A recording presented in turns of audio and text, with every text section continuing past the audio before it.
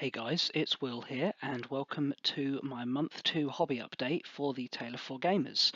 Now, I had been planning to put this out a week or so ago, but been a bit bogged down with life and work, so yeah, it's been a bit delayed, but it's here now, and been able to get it done before we played the second game, so that's all good. Before I go into what we've added to each of the armies, just want to run sort of recap this month. So we've got just 200 points to paint this month, bringing us up to 600 points before we add a further 400 next month to go to 1,000 points. So it's quite a quiet month in terms of the amount we need to add, but that hasn't stopped some of the guys from producing some really nice stuff. So we'll jump into that in a moment. As for this month's game, it's going to be a again, 4 players on the board at once, but instead of all against all, we're going teams this time. So top and bottom will team up, and second and third in the league table will team up and do a doubles game. So yeah, that's what we're looking at this month, but let's dive right in and see what we've all been adding.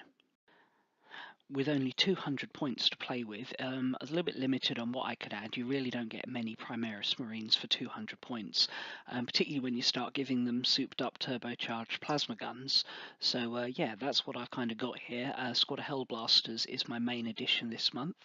As you can see, as of this picture, I haven't done the weathering yet. So these are what my Primaris Marines look like before they get their heavy weathering. And then if we just skip through to the next picture, this is the second squad I've painted up. This obviously brings me over 200 points, but that's fine. This is another intercessor squad, and this is what they look like weathered. And I'll only actually get to field about 2 of these guys this month, but it's worth having them painted up for future months. Yeah, and this is kind of how I like to work in batches of 5. So even though I only needed 2 miniatures this month, painted the 5 because I tend to use batch painting, and to make sure that I got them all done in time, even if I didn't have the time to do everything, painted both squads up to a decent tabletop standard, like this guy here, the plasma gunner sergeant, the Hellblaster sergeant. Painted them all up to that level, and then added the weathering later. That way, if I didn't get time to do the weathering, they'd still look pretty decent, rather than weathering the first squad and then risking running out. But as of now, it looks like I should get that all done, and they'll all be looking pretty nice. One little conversion I have done on the sergeant for the new intercessor squad. I've stuck a power sword on there. Now that's just a spare bit from my bits box. I think it originally was from the current Space Marine Devastator kit, and that's just a straight up hand swap because you don't get the power sword component in any of the current intercessor kits unless you buy the like £20 for one model special edition guy, who I have my own opinions on, shall we say. But yeah, that's the nice simple hand swap conversion to give this guy a power sword. After painting up a bunch of infantry this last month, Sam switched it up this month and gone for tanks, specifically a Hydra and this Wyvern.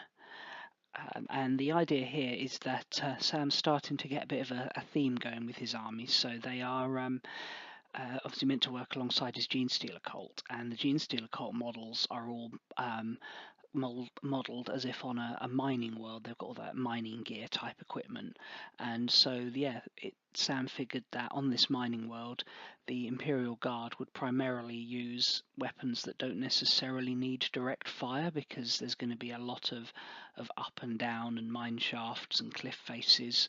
So he's gone for the anti-air option with the Hydra, since aircraft would be particularly useful on this world, and then the indirect fire option of the Wyvern. I think he's got a Basilisk and maybe like a Manticore in the works as well, and he's also done up this mortar. He's also considering adding some flyers, but we're not sure at this stage if he's going to do that, because he doesn't particularly actually rate the Valkyrie as a particularly good unit, and the Vendetta isn't in the index anymore. But either way, it should be good to start to see the army get some theme to it, and yeah, adding a couple of tanks to all those infantry is certainly not a bad choice. as we saw last month, Tom is adding Magnus the Red to his army, which I think means he's going to have to drop a lot of the units that he added in the first month just to fit him in. To be honest, you'll probably only get Magnus and a small troops unit to make a minimum patrol detachment at 600 points. But what can I say? This is a gorgeous model he's done. But turns out Tom wasn't actually completely pleased with it, and being the madman that he is, he's doing another Magnus.